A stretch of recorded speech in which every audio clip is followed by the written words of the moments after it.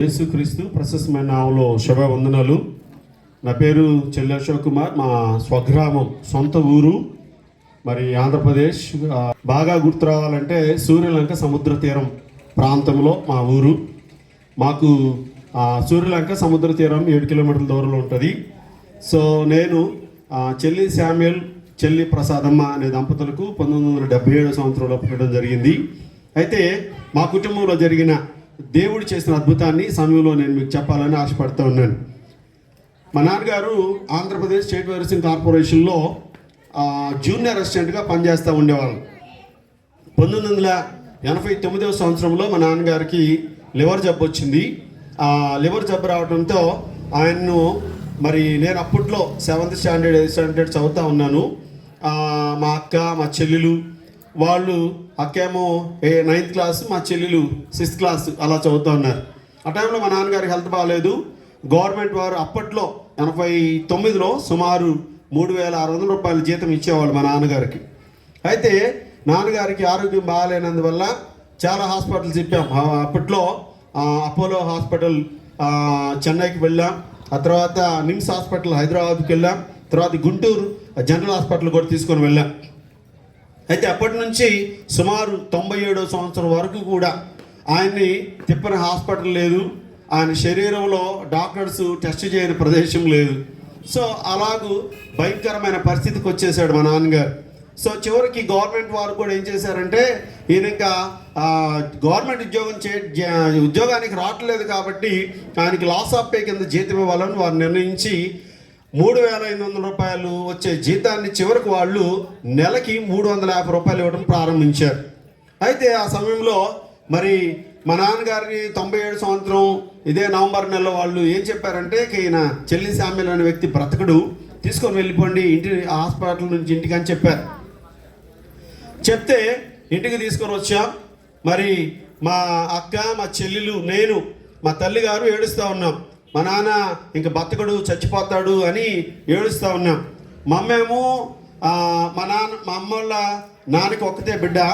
అయితే మా అమ్మ చిన్నప్పుడే ఆమె తల్లి కూడా చనిపోయింది. అయితే ఆమెకు ఎవరో యేసుక్రీస్తుని గురించి చెప్పారు. చెప్పినప్పుడు ఆమె తనంతట తాను ప్రార్థన చేసుకోవడం ప్రారంభించింది. ప్రభువా, నేను నా భర్తను కోల్పోతా ఉన్నాను. నా చిన్నప్పుడే మరి నా తల్లిగారు చనిపోయారు. నేను మా తండ్రి ఉండి బాగా తాగుబోతాడే, నేను పట్టించుకోలేదు. మా మేనత్త నాకు పెళ్లి చేస్తే, ఈయన నుంచి పెళ్లి చేస్తే 3 పిల్లలు పుట్టారు. ఇప్పుడు ఈయన చచ్చిపోవడానికి సిద్ధంగా ఉన్నాడు.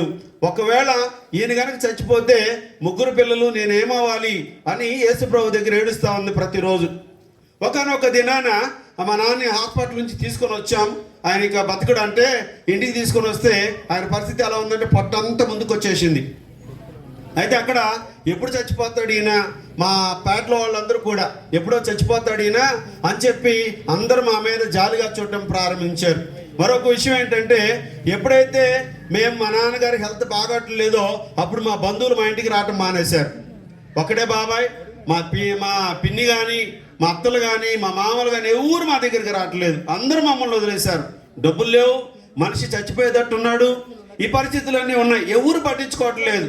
ఆ సమయంలో మా తల్లికి యేసుక్రీస్తు గురించి వినపడి ఆయన మా ఇంటిలో పంచలో మా నాన్న మంచం మీద పడుకొని ఉన్నాడు. పడుకొని ఉన్న సమయంలో మా తల్లిగారు ఆ నాన్న తల దగ్గర మోకాళ్ళు వేసి ప్రార్థన చేస్తూ ఉంది. ప్రభువా, ఇదిగో నా భర్త కనుక చనిపోతే నేను నా పిల్లలు అనాథలైపోతారు నాయన, ఎలాగైనా నా భర్తను బ్రతికించని తన కొంగు చాపి ప్రార్థన చేస్తూ ఉంది. ప్రార్థన చేస్తా అలానే ఆ పట్టి మంచం మీదే తల పెట్టి నిద్రపోతుందంట. నిద్రపోతున్న సమయంలో కలలో ఎవరో ఒక పెద్ద ఆయన తెల్ల అంగి వేసుకొని నా తల్లి దగ్గరికి వచ్చారట. వచ్చి, ఎందుకమ్మా నువ్వు ఏడుస్తున్నావు, ఎంతగా ఏడుస్తున్నావు, ఎంతగా బాధపడుతున్నావు ఏంటి అని అడిగితే అప్పుడు మా అమ్మ ఇలా చెప్పిందంట ఆయనకి, అయ్యా, నా చిన్నప్పుడే నా తల్లి పోయింది, ఇదిగో నా తండ్రి ఉండి లేనివాడయ్యాడు, ఇదిగో మా మేనత్త ఇలా పెళ్లి చేసి నేను చేసుకున్నాను, నాకు ఇదిగో 2 బిడ్డలో కొడుకున్నారు, ఇలా ఉంది, నా భర్త చనిపోయేటట్టున్నాడు, మరి ఉన్న పిల్లలు నేను ఏమి దిక్కుదోచని పరిస్థితిలో ఉన్నాము, నా బంధువులు కానీ మా స్నేహితులు కానీ ఎవరు మా ఇంటికి రావట్లేదయ్యా, ఇలా ఉన్నానని ఇంకా ఆ కల్లో కూడా ఏడుస్తుందట. ఏడుస్తున్న సమయంలో అప్పుడు ఆయన అన్నాడంట, ప్రసాదమ్మ, ఏమీ కాదు, భయపడొద్దని చెప్పాడట. చెప్పి ఆయన అంతర్ధానం అయిపోయాడు. అప్పుడు మా నాన్న మమ్మల్ని తలదట్టి, మీరు నమ్మండి, 3 నెలలు ఆయనకి అన్నపానాలు సరిగా లేవు. డాక్టర్స్ సలైన్స్ ఇవన్నీ ఇంజక్షన్స్ ఇవ్వడం, ఇది అప్పటి నుంచి అన్నపానాలు సరిగా లేవు, పట్టు ఉబ్బుతుందని. ఇక ఆ మమ్మల్ని లేపి, అమ్మ నాకు అన్నం పెట్టు అని చెప్పాడట. గట్టి చపర్లు కొడదామా, దేవునికి స్తోత్రం. అన్నం పెట్టు అని అడిగితే ఏంది అంటే, నాకు ఆకలి అవుతుంది, అన్నం పెట్టమన్నాడు. కొంచెం ఫీడ్ ఇచ్చారు.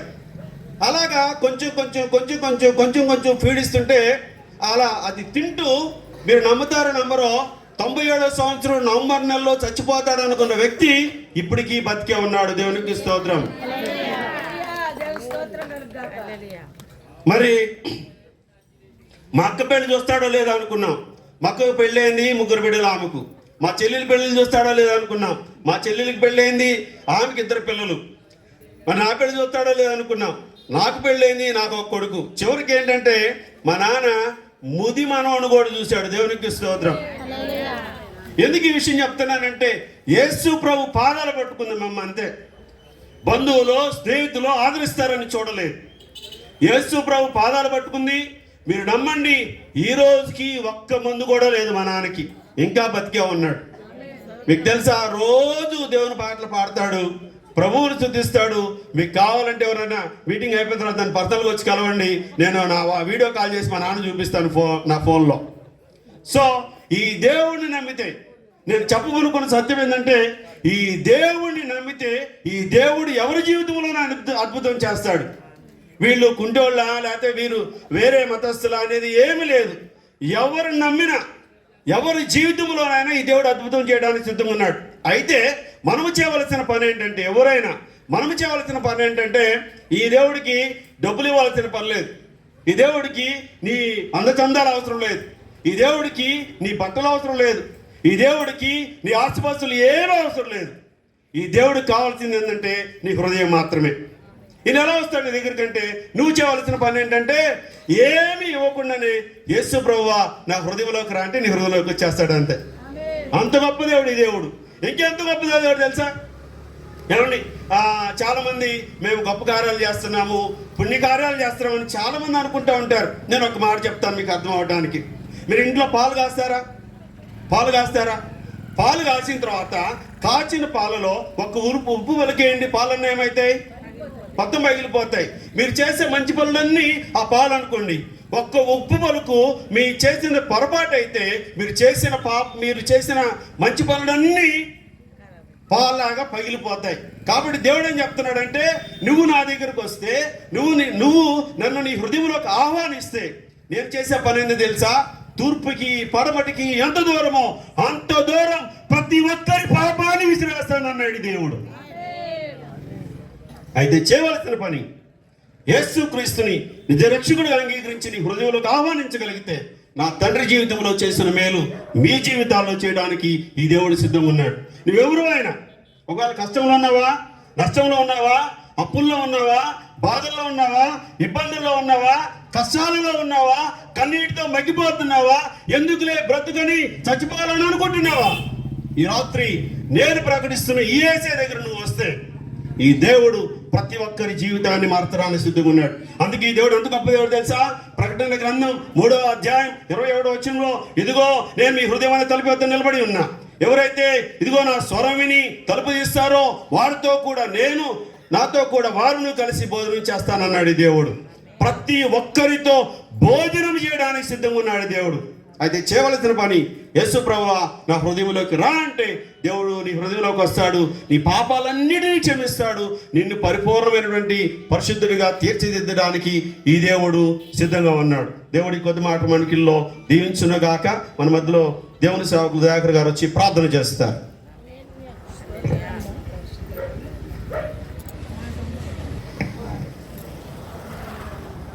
ప్రార్థన చేసుకుందాం.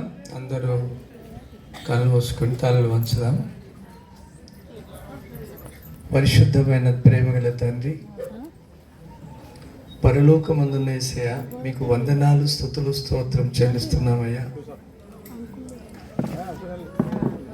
ఎవరు నశించిపోవడం ఇష్టం లేక 2025 సంవత్సరాల క్రితం ఈ లోకంలోనికి వచ్చారయ్యా. మీరు వచ్చి నశించిన దాన్ని వెతికి రక్షించి పాపులను రక్షించుట క్రీస్తు యేసు లోకంలోకి వచ్చారయ్యా. అయ్యా, ఈ లోకంలో 200 దేశాల్లో ఏ కులము జాతి భేదం ఏం లేకుండా ఎవరైతే తండ్రి పాపంలో ఉన్నారో శాపంలో ఉన్నారో వారందరినీ విడిపిస్తూ అయ్యా నిత్య జీవానికి వారసులుగా చేసినాం. అందులో ఆ దైవజనులు బిషపయ్య గారి తల్లిదండ్రులు కుటుంబం అంతా ఎలా పతనమైపోయినారు అయ్యా. ఎలాగ ప్రభువా మీరు చీకట్లో ఉన్న వారిని వెలుగులోనికి పిలిచి ఈరోజు వెలిగించి మీ సాక్షిగా నిలబడ్డారు. ఇంతమందిలో దైవజనులు నిలిచిండి మీ సాక్ష్యం చెప్పారు. విన్న బిడ్డల్లో మీ కార్యం చేయండి తండ్రి. ఎవరైనా నేనును కష్టాల్లో నష్టాల్లో ఉన్నారంటే సార్ను అమ్మగారిని అయ్యవారిని విడిపించిన దేవుడు ఈ దినం వారికి కూడా విడుదల దయచేస్తే వారిని నమ్ముచు ఈ సాక్ష్యాన్ని దీవించమని ప్రభువైన యేసయ్య నామమున వేడుకుంటున్నాం తండ్రి. Amen. Praise the Lord. Hallelujah.